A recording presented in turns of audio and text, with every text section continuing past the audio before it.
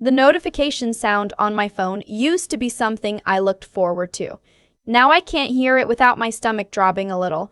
That reaction started at a dinner table about 8 months ago in a house I grew up in but never felt comfortable in. Let me back up. My grandmother's name is Ruth. She's 73, still drives herself to church every Sunday, makes her own pie crust from scratch, and has a handshake that means business. She raised my father mostly alone after my grandfather passed, worked 30 years as a hospital administrator, and retired with more discipline than most people bring to their careers. She is not someone who forgets things. She is not someone who gets confused about money. I want you to understand that before anything else. I'm 29. My name is Claire.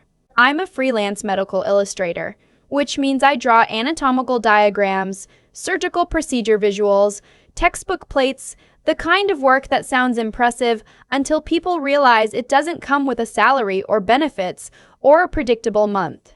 I've been doing it since I graduated with a degree in biomedical visualization, which my father called a hobby with a diploma at my graduation dinner. He said it quietly enough that my grandmother didn't hear. I did. For the first 3 years after college, I lived in a studio apartment in Cincinnati that smelled like the previous tenant's dog. I worked constantly. I took every commission I could find, built a client list, lost sleep, ate cereal for dinner more often than I'd like to admit. By year 3, I was making decent money. Not stable money, but decent. I had health insurance through a marketplace plan that I paid for myself, a savings account with something actually in it, and a sense that I was figuring it out. My younger brother's name is Derek. He's 26. He graduated from the same college I did, but with a business degree, which my father talked about at every family gathering for approximately 2 years. Derek is charming in the way that people who don't try very hard can be charming. He's funny, he's social, he remembers names. He also has not held a full-time job for more than 7 months in a row since graduation. The most recent one he quit because, and I quote, "the vibes were off." My parents have always handled Derek's situation differently than mine. When I was struggling, my father told me I should have thought more carefully about my field. When Derek was struggling, they covered his rent. I knew this because Derek told me casually, the way you mention the weather. I never asked my parents for money. Not once. I was too proud and honestly too aware of what the conversation would cost me in terms of commentary, so I built my freelance business brick by brick, client by client, and I accepted that my path was going to be harder than my brother's because that seemed to be the understanding in our house. What I did not know, what I had absolutely no idea about, was that my grandmother had a completely different understanding. The dinner was in October. My parents had a tradition of hosting a fall dinner, the kind with too many side dishes and football on in the background, and my uncle and his wife driving up from Louisville. My grandmother always came. She'd sit at the head of the table because my father insisted, and she'd have 1 glass of wine and talk to everyone equally and leave by 9.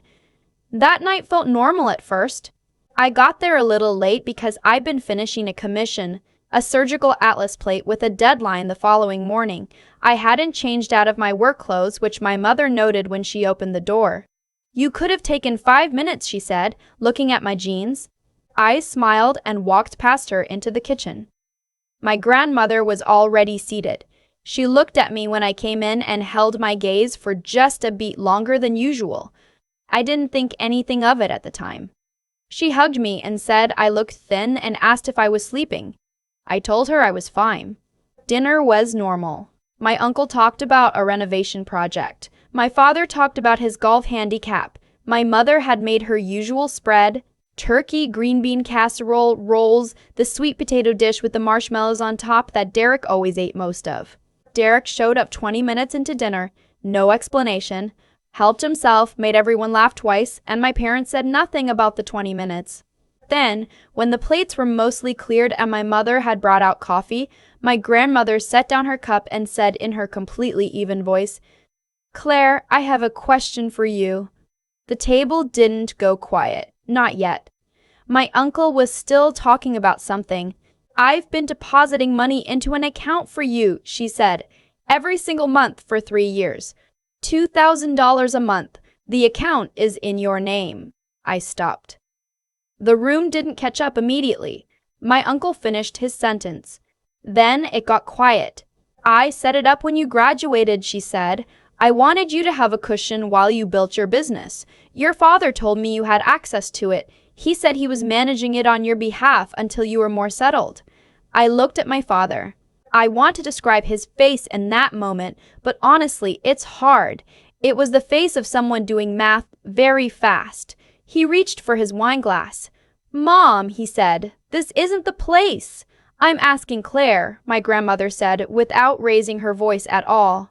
Claire, have you been using that account? I said no. I said it so quietly I wasn't sure she heard me. She heard me. I didn't think so, she said. 3 years, $2,000 a month. I sat there and did the arithmetic. $72,000. My grandmother had given me $72,000, and I had been eating cereal for dinner and rationing my premium payments and turning down trips I couldn't afford. And there was an account somewhere with my name on it that I had never seen. My father started talking. He used words like safeguarding and she wasn't ready, and we were protecting the money until she stabilized. My mother jumped in about how freelance income was unpredictable and they were just being cautious. Derek was looking at his phone. My grandmother opened her purse. That sound, the clasp of her purse snapping open, is something I will remember for a long time. She put a folder on the table. Not a big folder. A manila folder. The kind you get at any office supply store. But she put it down flat, in the middle of the table, the way you'd play a card you've been holding all night. I contacted a financial investigator 6 weeks ago, she said. After Claire mentioned at Easter that she was having a hard month, and I realized she'd never once thanked me for the deposits, which is not something Claire would do. My mother said, Ruth, I really think I've been sending my granddaughter money for 3 years, my grandmother said. And she didn't know. I'd like to understand what happened to it. My father's attorney voice came out. He used it on me growing up whenever I was in trouble. This calm, measured tone that made everything sound reasonable and made me feel small. He started explaining that the funds had been temporarily redirected for household expenses that benefited everyone, that it was always meant to be paid back, that there was a plan. What household expenses? I asked. He looked at me like I'd interrupted something important. The kitchen renovation, my mother said, and then immediately pressed her lips together like she wished she hadn't. The kitchen renovation, the one they did 2 years ago, the marble countertops and the farmhouse sink and the new appliances. I had complimented my mother's kitchen. I had stood in that kitchen and told her it was beautiful. There's more, my grandmother said. The folder had bank statements, her withdrawals, monthly, $2,000, labeled clearly. And then the receiving account, the one opened in my name, and then transfers out of that account. To my parents' joint checking, some to Derek, twice. Derek looked up from his phone. That was a loan, Derek said. Dad said it was a loan. From my money, I said. I wasn't yelling. My voice was completely flat. I scared myself a little. You weren't using it, my father said. That sentence. I wasn't using it. As though money you don't know exists is money you've declined to spend. My uncle had gone very still across the table. His wife was looking at the tablecloth. My grandmother was watching my father with an expression I can only describe as deeply tired. I pulled out my phone. I don't know exactly why. Habit, maybe. I check my references and client files on my phone constantly. But then I started recording. I don't know what I was thinking. I think I just wanted a record of what was happening because I was afraid I would doubt myself later. In my state, I'd looked it up before. Ohio is a one-party consent state. I was in the conversation. I pressed record. My father said that I was being dramatic. My mother said I needed to think about what I was doing to this family. Derek said he thought the loan thing had been worked out. My grandmother said, the account has been closed, and the remaining balance, including interest, has been moved. I've spoken to my attorney. There are some decisions that have already been made. What decisions? My father said. The house, she said. The one I co-signed for you 18 years ago. The mortgage has my name on it. I'll be speaking to my attorney about next steps there. As for Claire, she turned to me. I've opened a new account, solely in your name, with full access, and the balance reflects what should have been yours. I started crying. Not dramatically, the quiet kind, where you're not even sure it's happening until you feel it on your face. My father stood up. He said something about how she couldn't do that, about legal agreements, about how he had built his life around certain understandings.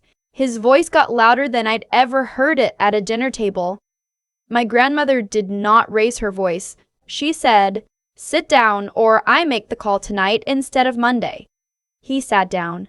The dinner ended shortly after. My uncle hugged me on the way out and said he was sorry, which was more than I expected. Derek left without saying anything to me. My mother cried in the kitchen, and my father went to his office and closed the door. I sat with my grandmother in the living room for an hour. She told me she'd started noticing something was off at Christmas 2 years ago, when I'd mentioned offhand that I couldn't afford a flight home and had driven 11 hours instead. She'd said nothing at the time because she didn't have proof of anything, just a feeling. At Easter this year, when I'd mentioned a hard month, she'd asked me directly if I'd been using the account. I told her I didn't know what account she meant. She'd made her phone calls the following week. "I should have asked you sooner," she said. I told her it wasn't her fault. "No," she said, "it isn't. But I should have asked sooner." And the weeks after, things moved faster than I expected, which I know sounds unbelievable, but my grandmother had been talking to her attorney for 6 weeks before that dinner. The paperwork was already in motion. The account she'd set up for me, new, mine alone, had the $72,000, plus what her attorney described as a reasonable accounting of interest and consequential impact. That number was higher. My parents retained a lawyer. There were conversations I wasn't party to. My grandmother's attorney sent letters. The mortgage situation turned out to be more complicated for my father than he'd expected, which I learned through my uncle, who stayed in touch with me throughout.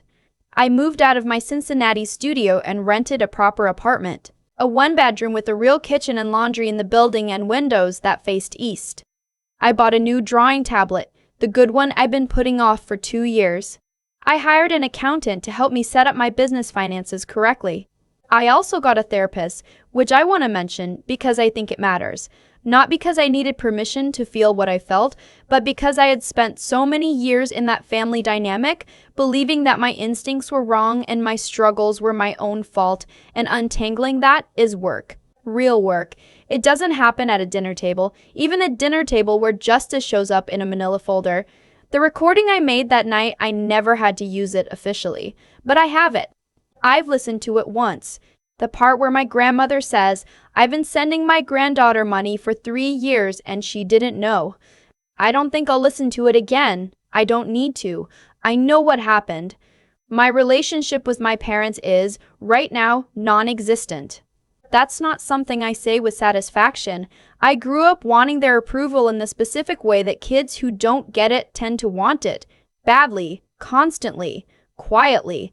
I don't think I'll stop wanting it entirely. Not for a long time. But wanting it and arranging my life around the hope of it are two different things, and I spent too long confusing them. My brother texted me in December. He said he hadn't known where the money came from, that he thought it was a family fund, that he was sorry. I don't know if that's entirely true.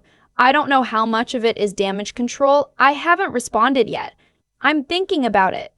My grandmother called me last week to tell me about her church's bake sale. She described every single item on the table for about 15 minutes. I laughed more than I had in months. There's a specific kind of grief in realizing that the people who were supposed to protect you were the ones you needed protecting from. It doesn't cancel out the good memories. It doesn't make everything before that dinner fake. But it changes the shape of things, the way you understand what you were living in. I used to think that struggling was just what freelance life looked like, that driving 11 hours because a flight was too expensive was just part of building something, that eating cereal for dinner was temporary, and the temporary would eventually pass. I was right that it would pass. I just didn't know what was actually causing it. I've had a good few months since then. I landed a contract with a medical publisher for a full textbook series, the kind of long-term work I'd been trying to get for years. My therapist says I seem more grounded. My apartment has plants now, which feels like a small but real kind of proof that I'm staying somewhere. I keep the manila folder analogy in my head sometimes, when things feel uncertain. My grandmother sat at that table for an hour with that folder in her purse, waiting for the right moment, having already done the work to make sure the moment actually meant something. That's the part I come back to. She didn't show up angry. She showed up prepared. There's a difference, and it mattered. I'm telling this story now because for a long time I didn't tell anyone. I was ashamed, not of what was done to me, but of not knowing, of not seeing it, of being, as my father once called me, someone who doesn't pay attention to the practical things. I've stopped being ashamed of that. Some people steal quietly enough that not noticing doesn't mean you weren't paying attention. It means they were careful. I was not a bad investment. I was someone worth investing in, and the right person knew that, and she kept the receipts. I thought a lot about what my grandmother said that night. Not the part about the money, but the part that came after, when everyone else had left, and we were sitting in my parents' living room with the lights too bright and the dinner dishes still on the table. She said she should have asked me sooner, and I told her it wasn't her fault, and she said no, but I should have asked sooner. That small moment stayed with me more than anything else from that night, because she was right and she knew it, and she said it anyway. That's a kind of honesty that takes something. It's easy to assign blame outward. It's harder to look at your own choices, even the ones made from love, and say that could have been smarter. I think about the cause and effect of everything that happened, not in a mystical way, just in the plain logical way that life tends to work when you look at it clearly. My father's choices started somewhere, probably in the way he'd always seen money as power, and me as someone who didn't know how to handle either. Every time he dismissed my work, every comment about the diploma, every moment he directed resources toward a version of the family that looked better from the outside, it all accumulated, not invisibly. It left marks. It left me driving 11 hours because I thought I couldn't afford a flight. The choices had weight, and eventually that weight landed somewhere. And my grandmother's choices had weight too. She stayed quiet when her instincts told her something was wrong because she didn't have proof and didn't want to cause damage. That caution came from love. But love without information can be redirected by people who are paying very close attention to the gaps. My father was paying attention to the gaps. What I've come to understand is that integrity isn't loud. It doesn't announce itself at dinner tables. It shows up 6 weeks earlier in a phone call to a financial investigator, in a folder that gets quietly prepared and quietly carried into a room. Ruth didn't show up that night to perform justice. She showed up having already done the work. There's a difference between reacting with anger and responding with clarity, and she understood that difference better than anyone I've ever met. The intelligence piece matters too, and I don't mean cleverness. I mean the willingness to look at a situation and ask, what is actually true here versus what am I being told? For 3 years, I believed my struggle was simply the cost of the path I'd chosen. That was true in a sense, but it wasn't the whole truth, and I never questioned the gap between how hard I was working and how little seemed to be changing. I accepted the story I'd been handed. Ruth didn't. She noticed a detail that I'd never thanked her, and instead of explaining it away, she pulled the thread. The resilience part is the one I'm still working on. Not the surviving hard months kind of resilience, though I had plenty of that. The harder kind. The kind where you have to rebuild your understanding of your own history without letting it swallow you. I spent years believing my father's assessment of me. Untangling that is slow. But I think the untangling itself is the point. You don't get to skip it and arrive at solid ground. You have to walk through it. I don't know what my father tells himself now. I don't know how Derek processes his part in it. What I know is what's mine: a new apartment, real clients, a grandmother who kept receipts and showed up prepared.